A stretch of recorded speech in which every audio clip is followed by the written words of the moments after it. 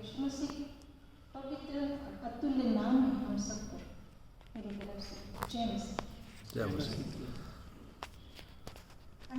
बच्चों में मनन करने से पहले परमेश्वर से प्रार्थना करके सामर्थ्य मांगे ताकि हम इसे समझ सके और मैं इस बात को समझाने में करेंगे सहायता। अनुग्रहकारी सर्वशक्तिमान पिता, हम आपके पास आते हैं, आपका धन्यवाद करते हैं। आपका कलाम हमारे लिए, हमें सीखने के लिए हमें प्रभु सिखाता है कि आपका प्यार क्या है।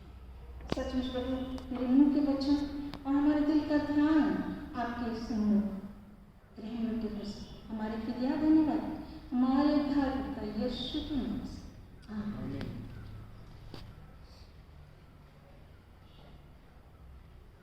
यूहन्ना रचित सुसमाचार 19 अध्याय उसकी 30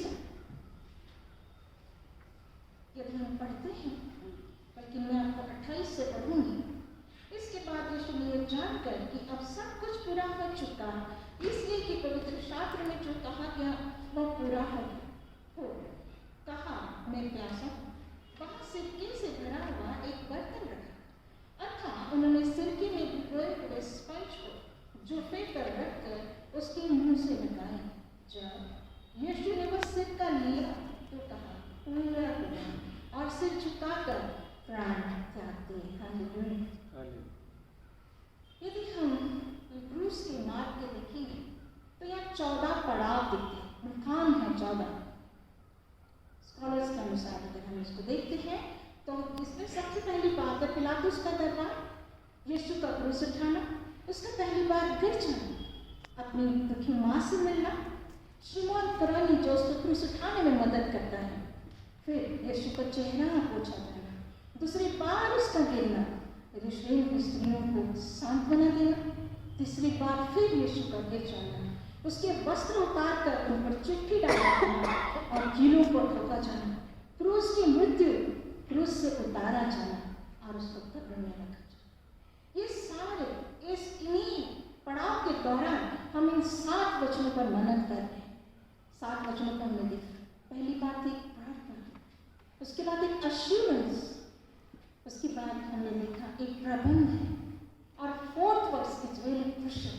When the God separating from the God, Father separating from the Son, सचमुच। और उसके बाद हमने देखा उसकी प्यास को, जो आत्माओं के लिए, स्वर्ग राज के लिए जीतने के लिए।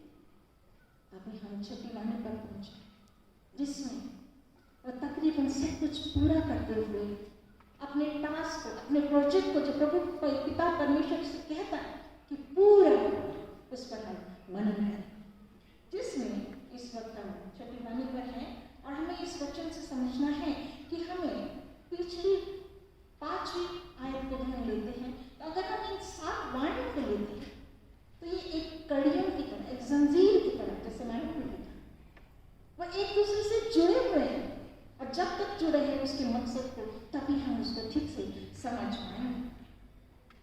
यूहन्ना 4 और 34 में अगर हम देखते हैं तो यीशु ने कहा, मेरा भोजन यह है कि अपने भेजने वाले की इच्छा के अनुसार चलो और उसका काम पूरा करो। हम देखते हैं पूरा हुआ। ये 19 और 30 आयत में जब हम वाणी को सुनकर एक सवाल सबके दिमाग में आता है या मन में आता है कि क्या पूरा हुआ, ऐसे क्या बात थी। अब तक तो क्रूस का मृत्यु और क्रूस के जो दुख सर पूरा हो ही रहा है, ये किस बात के पूरा होने की बात यीशु मसीह कह रहा है, इसके जवाब में भी हम देखेंगे। परंतु इससे पहले हम जानेंगे कि ऐसा कौन सा काम परमेश्वर पिता ने उसको दिया था जिसको पूरा करने का दावा यीशु मसीह अपने पिता से अपनी आत्मा को सौंपने से पहले वो कह देते।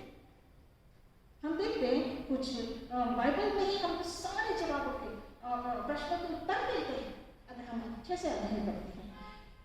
लूका 4:18 कहता है, प्रभु का आत्मा मुझ पर है और इसलिए कि कंगालों को सुसमाचार सुनाने के लिए मेरा अभिषेक किया। मतलब प्रभु यीशु मसीह का पृथ्वी पर आना क्यों हुआ, इसके साथ साथ यह सवाल भी जाहिर होता है कि उसका एक अभिषेक किया गया, किसी समाचार सुनाना चाहिए। यूहन्ना 10:10 में लिखा, मैं इसलिए आया कि वे जीवन पाए और बहुतायत बचे।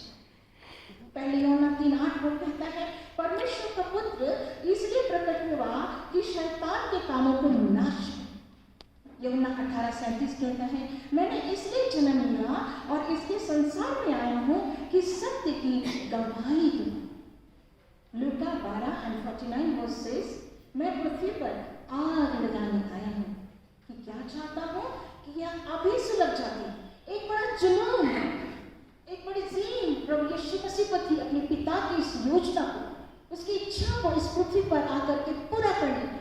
इसलिए जैसे वह हर बात में मेरा पिता, पिता की इच्छा, पिता में एक होकर के वो इस काम को पूरा करना चाहता है। मरकुस 10:45 कहता है, क्योंकि मनुष्य का पुत्र इसलिए नहीं आया कि उसकी सेवा टहल की जाए, पर इसलिए आया कि आपसे सेवा टहल करे और बहुतों की चुनौती के लिए अपना प्राण दे।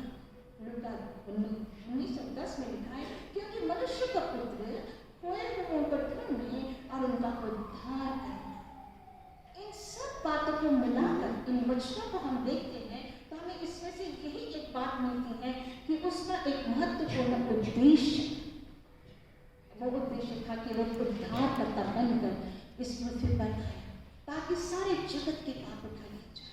वो हमें हमारे पापों से आजाद करने के लिए आया था। क्योंकि यूहन्ना रचित सुसमाचार 1:29 में कहता है कि देखो ये परमेश्वर का नियम है जो जगत के पाप उठा ले जाता है।